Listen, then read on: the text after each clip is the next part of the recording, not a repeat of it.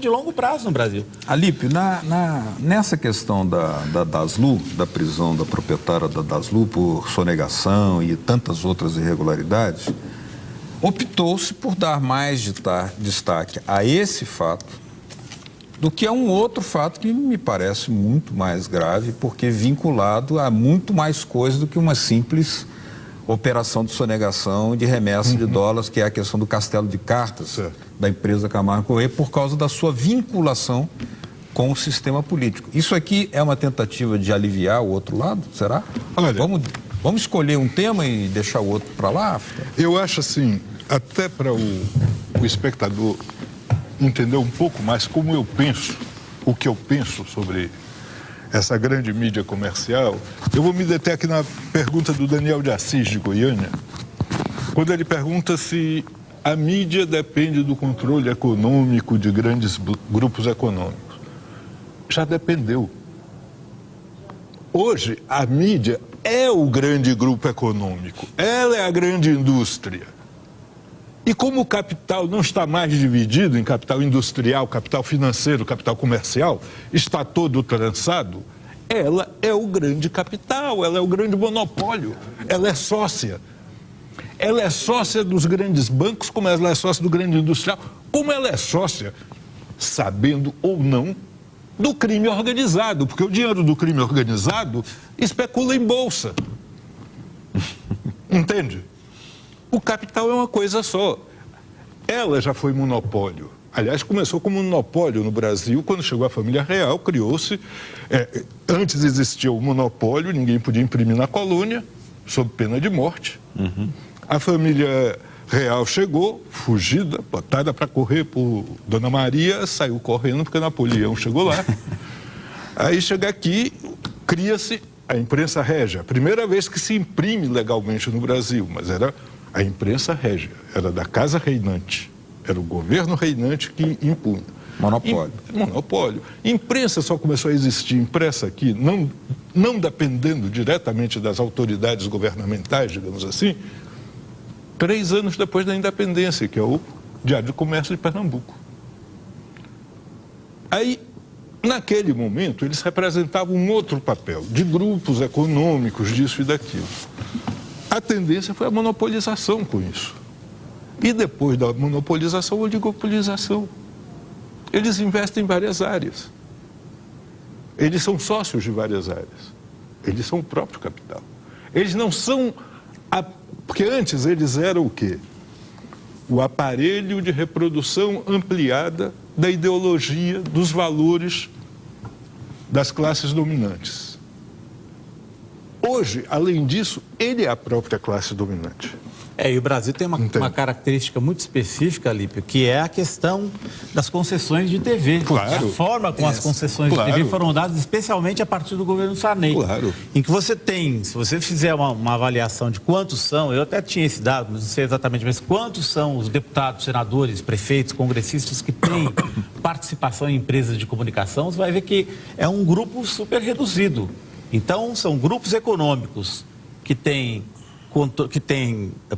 interesses políticos óbvios dentro do Congresso Nacional e cujos integrantes são donos dos meios de comunicação. Claro. Então, existe esse triângulo aí que essa promiscuidade que baseado em propriedade cruzadas, né, de vários sistemas. Que na minha opinião é o grande problema da democracia no Brasil, da falta de democracia no Brasil. Que, aliás, a presidente da Argentina agora enviou ao Congresso um projeto de lei que proíbe a propriedade privada e cria um ramo de 30% de mídia que deve ser de empresas ou de entidades sem fins lucrativos. Claro. Belíssima ideia. Impedindo o monopólio, inclusive... E acabando com a propriedade cruzada. O Grupo Clarim, que é o grande monopólio lá, será altamente afetado se, de fato, esse projeto for aprovado. É fundamental o controle social das verbas públicas que vão para esses jornais. Com certeza. Eu lhe falo o seguinte, os jornais que têm uma posição independente, quando chegamos, tipo o Brasil de Fato, quando chegamos num governo municipal, há exceções, óbvio. Quando chegamos num governo municipal para vender anúncio ou para vender assinatura, eles não, vocês são extremamente partidarizados, politizados, tem que ser uma imprensa grande. independente, como a Folha, como o Estado. Eu digo, olha, me engana que eu gosto. Me engana que eu gosto. Nem isso você consegue. E eu estou falando em governos progressistas, eu não estou falando da direita. A direita é a direita, a gente não espera nada dela, senão isso que vem acontecendo sempre. Eu recebi aqui uma mensagem da Nelba Nisses.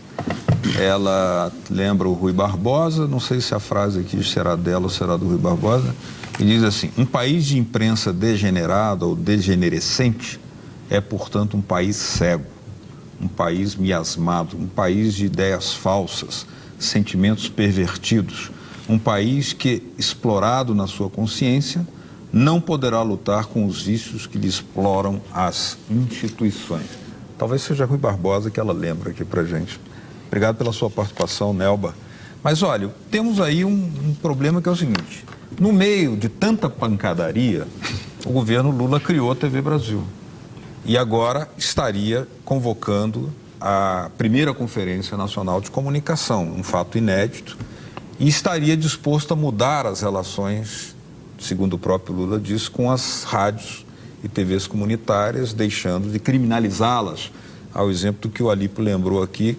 Boa parte da mídia criminaliza aquilo que vem do movimento popular, que vem da favela. Os movimentos sociais são todos criminalizados. Todos são tratados como criminosos em qualquer circunstância. Agora, qual é o panorama que você espera que possa surgir na atual relação de forças se o governo, o presidente Lula, de fato levar adiante esse projeto, enraizar, expandir a TV Brasil, fazer a disputa de audiência? Como é que é isso? A ideia de criação, de organização da conferência de comunicação já gerou uma reação absurda dos grandes meios, muito grande. que já estão... Até da CIP, né? Da CIP, que é a CIP que é? A CIP é o poder mandatário. O que acontece Reunião é que dos jornais golpistas da América Latina. A ideia da discussão sobre a democratização da informação no Brasil já gera uma reação enorme, aí já é colocado como atentado à liberdade de imprensa, que é a coisa mais maluca do mundo, né? A questão da classificação dos programas de televisão, da classificação indicativa, foi tratado como ultraje à liberdade de imprensa. De onde se tirou isso? Que sentido faz isso? Não faz sentido nenhum. Eu acho, na verdade, que a mídia corporativa, como ela está muito decadente, sobretudo os jornais, estão decadentes, falando para si mesmos, né? Os jornalistas dessas corporações estão incorporando sem nenhum sentimento crítico, de forma totalmente acrítica às vontades do patrão, não conseguem mais, porque a gente tem que lembrar uma coisa: a gente costuma falar mal os donos da mídia, mas toda cafajestada que acontece na imprensa brasileira é feita por jornalistas. Claro. Não são os filhos do doutor Roberto Marinho que chegam na redação, escrevem a matéria, censuram o repórter, batem nos repórteres quando eles fazem as coisas, proíbem os repórteres de falar. São os jornalistas. O que nós, jornalistas... interna. O cara, por uma viagem, ele se propõe a assinar qualquer coisa. Tem uma pergunta de algum telespectador sobre a questão dos jornalistas... Os jornalistas que estão se formando, jornalistas na faculdade. Anderlin Júnior. Eu sou professor de jornalismo na faculdade privada em Brasília, do IESB, e converso muito com esses jovens, esses meninos que dou aulas a eles sobre técnica de entrevista, reportagem, participo de muitos debates, escuto muito a questão do jornalismo hoje no Brasil, e esses meninos, eles estão fora de prumo, porque eles não têm um parâmetro de bom jornalismo ou de bons jornalistas que se colocam numa discussão independente. Não, você chama... Às vezes eu chamo pessoas para falar na faculdade dos alunos, o repórter da Folha, ele fala como repórter da Folha. Porque lá na Folha, porque lá na Veja, porque lá na Isto É, porque lá... As pessoas não têm mais uma visão universal da profissão. Agora tem Só complementar uma coisa. Por exemplo, a discussão sobre diploma de jornalista, ela é muito complexa, tá? Eu defendo a formação do jornalista de forma acadêmica, não. E acho que o diploma poderia ser obrigatório nesse sentido, que você tem que dar uma formação holística, universal para o jornalista. Porque se no momento que você tirar o diploma, você pode até achar que qualquer pessoa pode, de alguma maneira, fazer um trabalho jornalístico. Eu acho que não. Mas você coloca, você coloca esses meninos novos que estão se formando para fazer esses cursinhos, que eu chamo cursinhos de monstrinhos, que são dados pela Editora Abril, pela Folha, pelo Estadão, enfim, cada um tem o seu cursinho de monstrinhos corporativos.